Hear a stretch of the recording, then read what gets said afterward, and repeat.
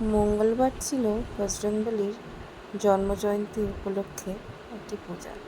সকাল সকাল ঘুম থেকে উঠে আমি চলে গেলাম রান্নাঘরে ছেলের জন্য একটু টিফিন বানাতে।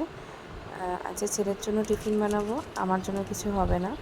আমি রাত্রে সাবু ভিজিয়ে রেখেছিলাম, সেই সাবুটাই আমি খাবো। যেহেতু বজরংবলীর জন্মদিন, সেই জন্য আমি আজকে উপোস থাকবো, নিরামিষ খাবো। আর ছেলের জন্য চাউমিন বানালাম, চাউমিন খেলো ছেলে। খাওয়ার পর আমি স্নান সেরে বারান্দায় আসলাম, এসে গাছে জল দিলাম। এটা আমার প্রতিদিনের কাজ থাকে, গাছগুলোয় জল দেওয়া। বারান্দায় কিছু গাছ আছে। তারপর আমি চলে গেলাম ছাদে। ছাদে প্রচুর ফুল ফোটে রেগুলার, সেই সব ফুল দিয়েই আমার ঠাকুরের পুজো হয়। তো সেই ফুলগুলো তুলতে বেশ ভালোই লাগে ঠাকুরের জন্য, এবং সেই ফুলেই আমার ঠাকুরের পুজো দেওয়া হয়। আর মঙ্গলবার বৃহস্পতিবার দুটো দিন একটু কিনতে হয় ফুল, যেহেতু আমার বেলপাতা, তুলসী পাতা আর আমের পল্লব এগুলো লাগে। বেল গাছ আছে খুব ছোট, তুলসী পাতাটাও বাড়িতেই আছে, কিন্তু তবুও আমার একটু লাগে এক্সট্রা। তো সেই জন্য আমাকে কিনতে হয় সপ্তাহে দুদিন, এবং প্রতিদিন আমার এই ফুলেই ঠাকুরের পুজো হয়। আর সেই জন্যই আমার ছাদে এতগুলো গাছ করা, যাতে আমার ঠাকুরকে পুজো দিতে পারি ছাদের ফুলগুলো দিয়ে। তারপরে চলে এলাম ঠাকুরঘরে। ঠাকুরঘর পুরো সুন্দর করে পরিষ্কার করলাম, এবং আমার হাজব্যান্ড বাজার করে এনে দিয়েছে পুজোর সমস্ত কিছু। পান পাতা, ফল, ফুল, ফুলের মালা, যা যা ওকে বলেছিলাম সব কিছুই বাজার করে এনে দিয়েছে। বজরংবলী যেমন পছন্দ করেন জবা ফুলের মালা, জুঁই ফুলের মালা, এগুলো পছন্দ করেন, তুলসীর মালা, এবং আমি এনেছিলাম পান পাতা, যেটা একটা রেমেডি ছিল। বৈদিক উপাচারের একটা উপাচার ছিল, পান পাতার উপর শ্রীরামচন্দ্রের নাম লিখে সেটিকে বজরংবলীকে পরানো। তো সেই মতো আমি পান পাতা দিয়ে মালা বানিয়েছিলাম। তো বজরংবলী, আমি পঞ্চমুখী হনুমানজিকে পুজো করি প্রায় 5-6 বছর হয়ে গেল। তো ওনাকেই পরিষ্কার পরিচ্ছন্ন করে সুন্দর করে মুছে, ফ্রেমটা, ফটোটা মুছে ওনাকে সুন্দর করে আর কি বসালাম। নতুন একটা ওনার জন্য আসন কিনে এনেছিলাম, আমার হাজব্যান্ড কিনে এনে দিয়েছিল, সেটাই আমি পেতে ঠাকুরকে বসালাম। এবং ওনার গত বছর আমি একটা রূপোর গদা ওনাকে আমি দিয়েছিলাম গলায়, সেটাকেও আমি ওনাকে পরিয়ে দিলাম। তো অনেকেই বলে যে হনুমানজিকে মানে মেয়েদের পুজো করতে নেই, বা মালা চড়াতে নেই, মালা পরাতে নেই, কিন্তু আমি যেহেতু সন্তান রূপে বা বাবা রূপে ওনাকে আমি পুজো করি, তো বাবাকে তো মেয়ে মালা পরাতেই পারে, বা সন্তানকেও মেয়ে মালা পরাতেই পারে, সেই হিসেবেই আমি পুজো করি। যেহেতু উনি ব্রহ্মচারী ছিলেন, তাই উনি গ্রহণ করেন না মেয়ে, মানে কোনো মহিলা মালা পরালে উনি সেটা গ্রহণ করেন না, আমি শুনেছি এগুলো।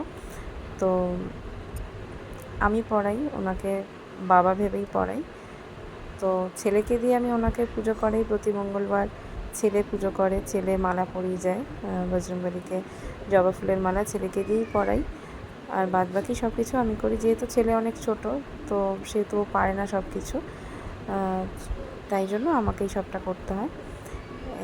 তো ওনাকে আমি পুরো সাজিয়ে গুছিয়ে পান পাতার মধ্যে রাম নাম লিখে, গেরুয়া সিঁদুর যেটা উনি পছন্দ করেন, এবং চামেলির তেল, দুটোকে একসাথে মিশিয়ে আমি রাম নাম লিখেছি পান পাতায়, সেই মালাটা ওনাকে পরিয়েছি। এবং জুঁই ফুলের মালা পরিয়েছি। উনি গোলাপ ফুল পছন্দ করেন, লাল গোলাপ, সেটা দিয়েছি। এবং আমার গাছের জুঁই ফুল যেটা দেখছো, সেই জুঁই ফুল আমি ওনাকে দিয়েছি। ওনার ছবিতে যে জুঁই ফুলগুলো আমার গাছে, গাছটা আমি ওনার জন্যই কিনেছিলাম, যেহেতু ওনাকে আমি যাতে জুঁই ফুলটা দিয়ে পুজো দিতে পারি। এবং ওনাকে যে সিঁদুর হয়, মেটে সিঁদুর, গেরুয়া সিঁদুর, সেটা চামেলির তেল দিয়ে মাখিয়ে আমি ওনাকে টিকাকরণ করেছি। এবং ওপরে শ্রীরামচন্দ্রের ফটো, সেটা দিতেই হয়, যেহেতু উনি শ্রীরামের ভক্ত ছিলেন, তো সেই ফটোটাও আমি দিয়েছি, সেটা সাজিয়েছি। এবং একটা তুলসীর মালাও আমি বানিয়েছিলাম তুলসী পাতা দিয়ে, সেটাও আমি ওনাকে পরিয়েছি। এবং কিছু, আমার তো অনেক দেবদেবীরা আমার ঠাকুরঘরে আছেন, সবাইকেই আমি রেখেছি, তো তাদেরকেও আমি সুন্দর করে মালা দিয়ে ফুল দিয়ে সাজালাম।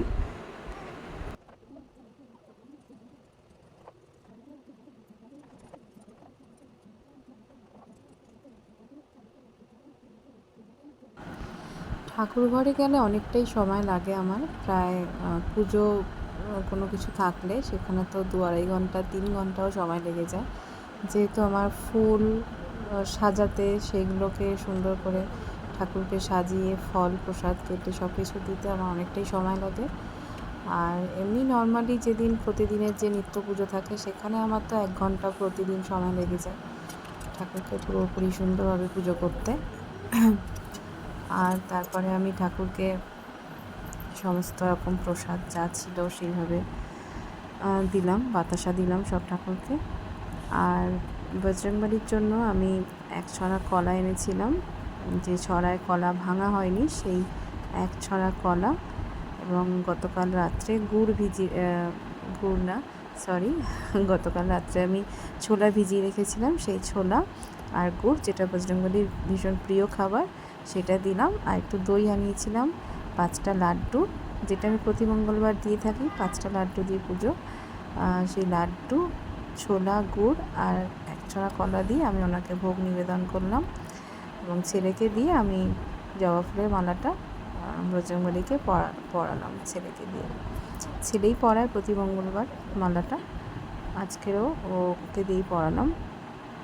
তারপর চামেলি তেলের প্রদীপ আর কর্পূর দিয়ে পুজো দিলাম, কর্পূর দিয়ে তেলের প্রদীপ দিয়ে আরতি করব। তারপরে আস্তে আস্তে পুজোটা অনেকটাই হয়ে গেছে, আমার অনেকটাই সময় লেগেছে। ছেলেও ছিল না, পড়ছিল, সেই জন্য ওর জন্য একটু ওয়েট করছিলাম যে ও এসে বজরংবলীকে মালাটা পরাবে, সেই জন্য আমাকে একটু ওয়েট করতে হয়েছে। তারপরে আস্তে আস্তে পুজো শেষ করলাম। বজরংবলীর পুজো যেদিন থাকে সেদিন একটু সময় লাগে, কারণ আমি হনুমান চালিসা পাঠ করি, এবং হনুমানাষ্টক যেটা আছে, সংকটমোচন হনুমানাষ্টক, সেটাও পাঠ করি। সময় হাতে থাকলে এগুলো করি, সময় যেদিন থাকে না সেদিন হয়তো এমনি মনে মনে পাঠ করে নিই, কাজ করতে করতে হনুমান চালিসাটা পাঠ করে নিই, সেই জন্য। আর আজকে তো আমি এখানে বসেই পাঠ করেছি, তো গরমটা আজকে কম ছিল অন্য দিনের তুলনায়, সেটা একরকম ঠাকুরকে প্রার্থনা করেছিলাম, জানি না উনি শুনেছেন কি না। তো গরমটা কম থাকায় কষ্টটাও কম হয়েছে, আর শান্তি করে পুজো করতে পেরেছি। তো হনুমানজি আরতি করেই আমি পুজো করি প্রতি মঙ্গলবার, কর্পূর আর চামেলি তেলের প্রদীপ জ্বালি, আর একটা ধূপ জ্বেলে নিই, সেইভাবেই আমি পুজো করি। হনুমানজির পুজো নিজের মতো করেই করা যায়, কিছু নিয়ম থাকে, সেই নিয়মগুলো একটু মেনে চলতে হয় হনুমানজির পুজোয়, না তো হনুমানজিকে নিজের মতো করে যতটা পারা, যতটা সম্ভব সেভাবেই পুজো করা যায়, উনি সেটাতেই তুষ্ট হন। তবে হনুমান চালিসাটা এটা সন্ধ্যাবেলায় পাঠ করার নিয়ম, সন্ধ্যাবেলায় পাঠ করাটা উচিত। আমি যেদিন বাড়ি থাকি সেদিন সন্ধ্যাবেলায় পাঠ করি, কারণ মঙ্গলবার দিন ছেলে পড়া থাকে, তো তাকে নিয়ে আমাকে বেরিয়ে যেতে হয়, সেই জন্য আমি সকালেই পাঠ করে নিই। তো হনুমান চালিসা প্রতিদিন পাঠ করা খুব ভালো, আর যদি সেটা সম্ভব না হয় তাহলে মঙ্গলবার এবং শনিবার এই 2 দিন পাঠ করতেই হয়, করাটা খুব দরকার।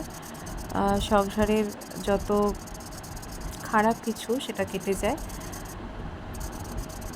তো সেই জন্য হনুমান চালিসাটা শনিবার মঙ্গলবার পাঠ করাটা খুব ভালো। এবং সাথে অবশ্যই ধুনো, যেটা আমরা জ্বালি, সেই ধুনোটা জ্বালাটা উচিত।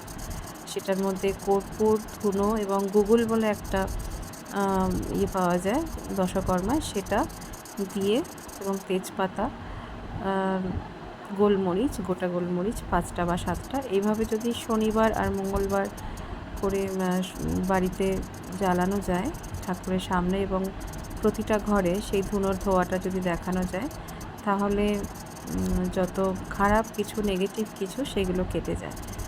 সংসারে অনেক কিছু নেগেটিভ থাকে, তো সেইগুলো আস্তে আস্তে চলে যায়। তো সেটার ফল তো আমি পেয়েছি, এবং হনুমানজিকে পুজো করা যখন থেকে শুরু করেছি আমি অনেকটা উপকৃত হয়েছি, এবং আমার ভিডিও যারা দেখছো বা দেখবে তারা অবশ্যই যারা চাও যাদের সংসারে কোনো সমস্যা আছে তারা হনুমানজিকে পুজো করবে। হনুমানজি পুজো করলে সেই সমস্যাগুলো সমাধান হবে আস্তে আস্তে, এবং অবশ্যই ওনাকে ভক্তি বিশ্বাস সব কিছু দিয়ে পুজো করাটা খুব দরকার। সব কিছুতেই বিশ্বাস ভক্তি এগুলো রাখা দরকার, তবেই সেই কাজটা হয়। শুধু করার জন্য করলাম, এটা করা কখনোই উচিত না, তাহলে সেটার ফল কখনোই লাভ হয় না। তো শেষে আমি পুজো কমপ্লিট করলাম, প্রসাদ তুললাম এবং সন্ধ্যাবেলায় বেরিয়েছিলাম হনুমানজির মন্দিরে পুজো দেব। তো হনুমানজির জন্য আমি একটা মিষ্টি পান নিলাম পানের দোকান থেকে, এবং আমাদের বিরাটি স্টেশনের আগে একটা হনুমানজির মন্দির আছে, সেই মন্দিরেই আমি পুজো দিতে গেছিলাম। গিয়ে তো আমি অবাক, মানে এতটা ভিড় আমি আগে কখনো দেখিনি। আর এই প্রথম আমি হনুমান জয়ন্তীতে আমি মন্দিরে এসেছিলাম, এই মন্দিরটায় আগে কখনো আসা হয়নি, আমি বাড়িতেই পালন করতাম। তো এই বছর ইচ্ছা করলো যে একটু মন্দিরে যাই, হনুমানজির দর্শন করে আসি। গেছিলাম, ওনার জন্য মিষ্টি পান, পানের মালা যেগুলো আমি বাড়িতে বানিয়েছিলাম, পানের মালা এবং জুঁই ফুলের মালা এগুলো কিনেছিলাম, আর ছোলা, গুড় আর লাড্ডু এগুলো আমি ওনাকে নিবেদন করেছিলাম। এই যে মালাটা পরানো আছে হনুমানজিকে, এই মালাটা আমিই দিয়েছি, পানের মালাটা। আমার তো মন খুব শান্তি পেয়েছে, কারণ এত বড় একটা পানের মালাটা আমি শুধু নিয়ে গেছি। হনুমানজির গলায় আমার পানের মালাটা বেশ ভালো লাগছিল, সবার উপরে দেখা যাচ্ছে। আর জুঁই ফুলের মালাটাও আমি নিয়ে গেছিলাম, একটাই দেখলাম ওনার গলায়, জুঁই ফুল ওনার খুব পছন্দ, সেই মালাই আমি দিয়েছি। শেষে আমি আর ছেলে রিক্সা করে বাড়ি চলে আসলাম, এবং হনুমানজির পায়ে ছোঁয়ানো এই পতাকা আমি আমার বাড়ির উত্তর পূর্ব ঈশান কোণে দিলাম, যেটা খুব দরকার, খুব শুভ। জয় শ্রীরাম, জয় হনুমানজি।